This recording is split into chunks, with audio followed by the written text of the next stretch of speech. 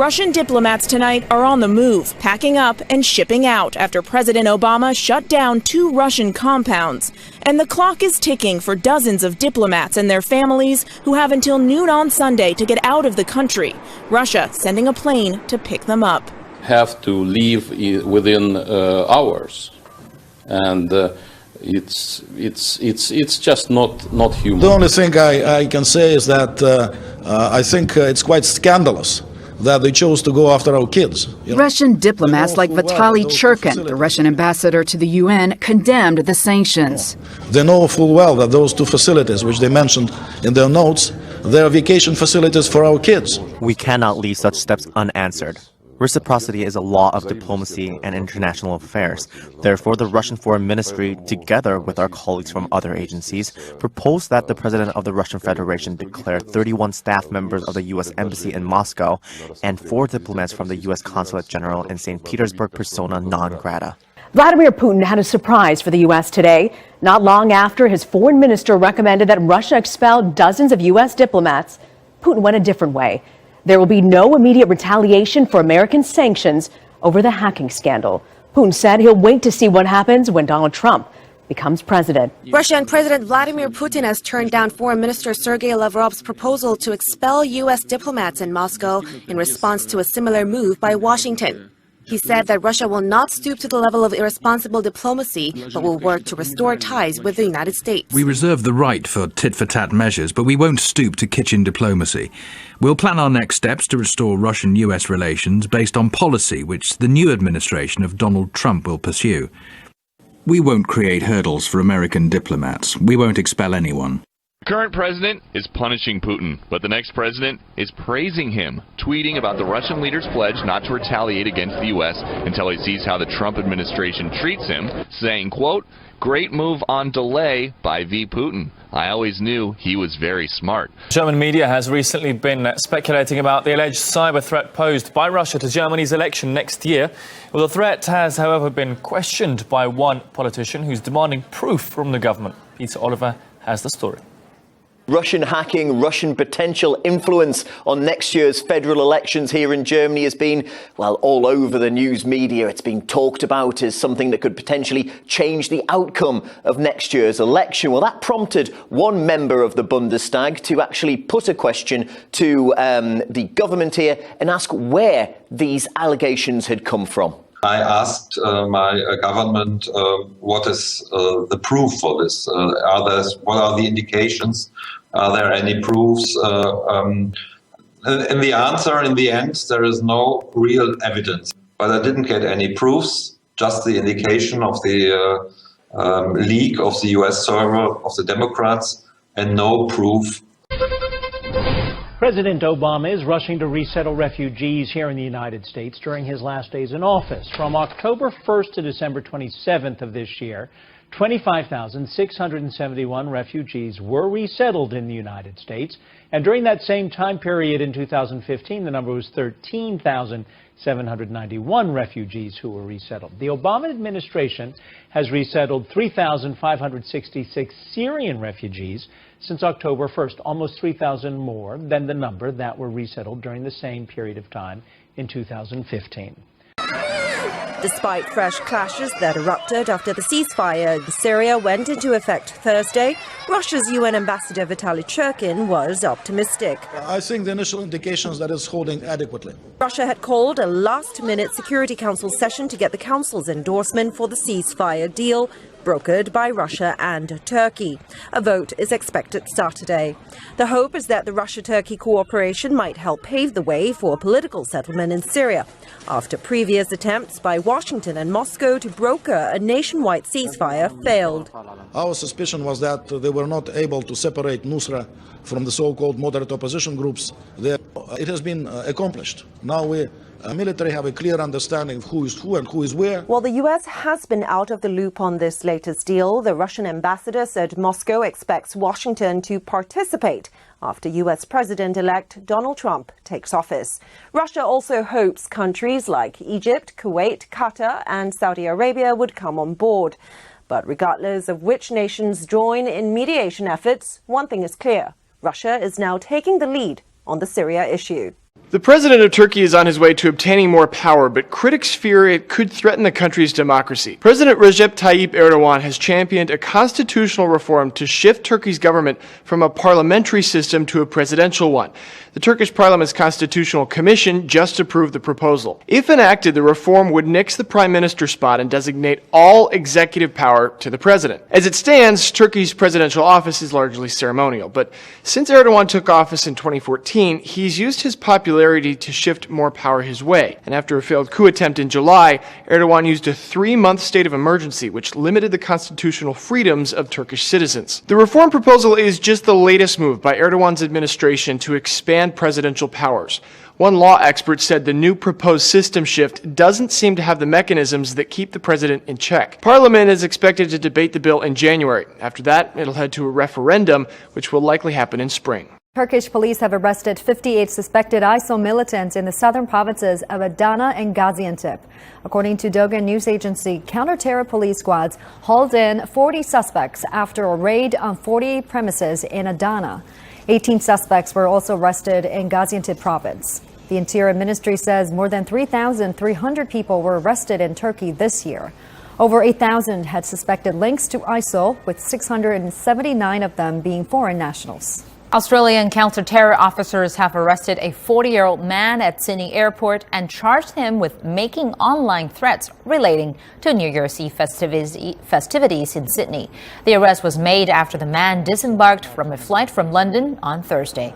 Police did not reveal the person's nationality, but said he had no links to any cultural groups. This follows police raids across southern city of Melbourne a week ago. Authorities say they foiled an ISIL-inspired plot to attack prominent sites in the city on Christmas Eve. Authorities in major European capitals have beefed up security over fears of terror attacks ahead of New Year's festivities.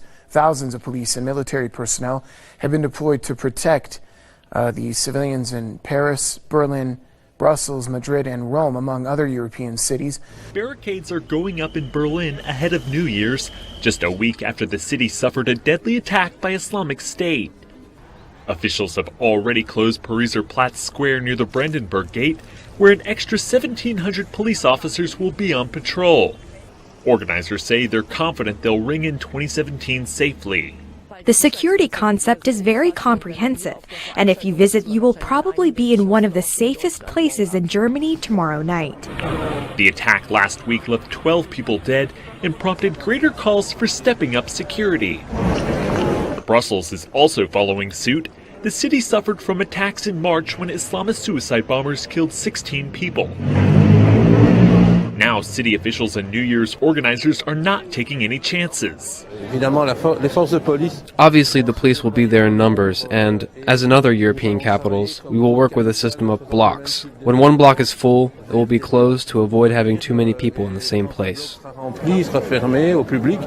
Officials had debated canceling New Year fireworks in Brussels, but decided they would go ahead. A deadline for Indians to deposit invalid rupee notes at the country's banks closes on Friday. Attention now turns towards the potential political ramifications of Prime Minister Narendra Modi's bold currency shakeup. Restrictions on the amount of cash that can be withdrawn from ATM is also due to be lifted. 52 days after Modi scrapped high-denomination notes in a crackdown on corruption, political analysts said the first of several 2017 state elections in the north of India will be the real test to see how residents have judged the policy. A new headache for the UK Prime Minister Theresa May as a fresh legal challenge against Britain's plans to leave the EU is launched at London's High Court. The claim lodged by 4 anonymous claimants says Britain will remain in the European Economic Area and the single market after withdrawal from the EU. The claim argues that Britain's exit from the EEA needs separate parliamentary approval, allowing for tariff-free trade and free movement of people. However, the government and the European Commission insist that the UK leave the EEA at the moment it departs from the EU. Prime Minister Theresa May has said she will begin the formal withdrawal process by the end of next March.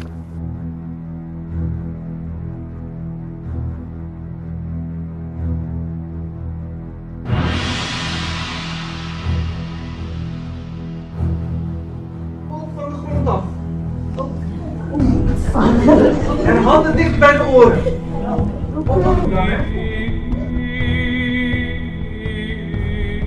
York officials issue the first known intersex birth certificate in the United States. Sarah Kelly Keenan, who recently became the first California resident to change her gender to non-binary, made history again this week. The New York City Department of Health and Mental Hygiene granted her request for an intersex birth certificate. At 55, Keenan has been waiting a long time and calls it, quote, shocking and empowering. Although she prefers female pronouns, Keenan was born with male genes, female genitalia, and mixed internal reproductive organs. Keenan told NBC News that she started hormone replacement therapy at 16 and doctors recommended surgery so she could conform to one gender. But Keenan has embraced her intersex status. Transgender activism has progressed in recent decades and it's fairly simple in the U.S. to switch genders on a legal document, but those born intersex or those who fall into the non-binary category are pushing for more options. A controversial new law in California is removing all penalties for children soliciting or engaging in prostitution starting January 1st, and it sparked a fierce debate. Opponents of SB 1322 say it's essentially legalizing child prostitution. California Assemblyman Travis Allen said it's opening the door for more child prostitutes, and it renders law enforcement powerless to stop the cycle of abuse. Hundreds of new state laws will take effect on New Year's Day. Some of them are raising eyebrows. America is known as the land of the free, but residents of Illinois may need a reminder on New Year's Day. They will wake up with almost 200 new laws to follow. On the other hand, they may consider themselves lucky. California passed nearly 900 new laws, many of which go into effect in the new year. Fans of Brooklyn Lager and the other beers made here at Brooklyn Brewery will have something extra to celebrate this New Year's Eve. In fact, if you're a craft beer drinker in New York City, every beer you drink in 2017 will mean a tax benefit for your brewer. Brooklyn Brewery founder Stephen Hindy. Pennies are falling into the Brooklyn Brewery piggy bank. That's all thanks to a new law that gives small brewers in the Big Apple a kickback. Cheers. Of about a penny a bottle. So it'll save us about $250,000 this year. The more we drink, the more you make. It would be great if you drank more. Governor Cuomo isn't hoping the tax benefit creates new drinkers, but rather new jobs. And across the country, new laws could change everything from the way you drive to the way you get your haircut. With more, here are my colleagues John Blackstone in California and Dean Reynolds in Illinois. Here in San Francisco and across California on January 1st, it will be illegal for drivers to hold or use electronic devices while driving. Smartphones and other gadgets will have to be mounted on the dashboard or the windshield while driving. And drivers must use hands-free technology. Here in Illinois, a new law requires hairdressers, nail technicians, and others to undergo training so that they can recognize the signs of domestic and sexual abuse. They won't be required to report any abuse, but cosmetologists won't be able to renew their licenses without the training. Meanwhile, millions of workers will see a raise on January 1st as 18 states bump up their minimum wage. In Nevada, New Year's Day is the dawn of legal recreational marijuana in the state, one of 4 where voters in November decided to end prohibition. And in California, 6 controversial new gun control measures will take effect, including an expanded ban on assault weapons. When President Obama returns from his Hawaii vacation next week, he plans an all-out press to save Obamacare. One of the president's biggest worries in these final days of his presidency is that the Republican Congress and soon-to-be President Donald Trump will follow through on their promise to repeal Obamacare. So next Wednesday, the president will go to Capitol Hill to strategize with congressional Democrats on a plan to save the law. The White House says that since it was signed into law in 2010, Obamacare has provided health coverage to 20 million Americans. But the law has infuriated some Americans and Republicans in Congress who say it's made coverage for many unaffordable. A key part of the president's strategy will be to try to convince the American public that repealing Obamacare without replacing it would throw the entire health care system into chaos. Only 6% of people who run farms are under 35. That could affect your food and the environment. Some young people say issues like low pay and being overworked discourages them from getting into agriculture. But with older farmers retiring, there are some 700,000 farmers likely leaving the workforce in the next 25 years. Technology could help fill some of that gap.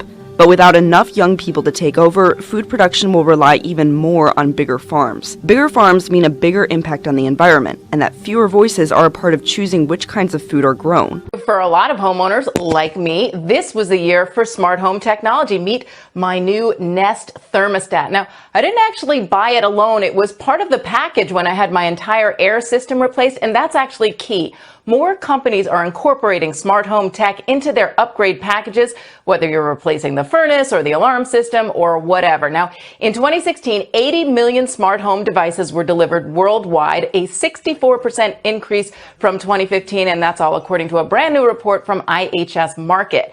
That's your Nests, your August smart door locks, your Ring smart doorbells, and a big chunk of it was personal home assistants like Google Home, Amazon's Alexa, and Mickey from Bosch. Wynn Hotels announced it will install Alexa in every suite. So big companies are getting into the smart home tech, like Comcast buying smaller home tech companies and Alarm.com as well, expanding their offerings. The focus for 2017, though, will be educating the consumer, lowering the price, and enhancing security to prevent cyber attacks. There will be improvements in the technology, of course, but companies will have to push consumers because so far most consumers don't ask for it. They expect the smart home tech from their new construction, from the home builders, but they really don't seem to care if it's in the older homes. You talk to real estate agents, you ask if it's a selling point. Believe it or not, Andrew, they say not so much.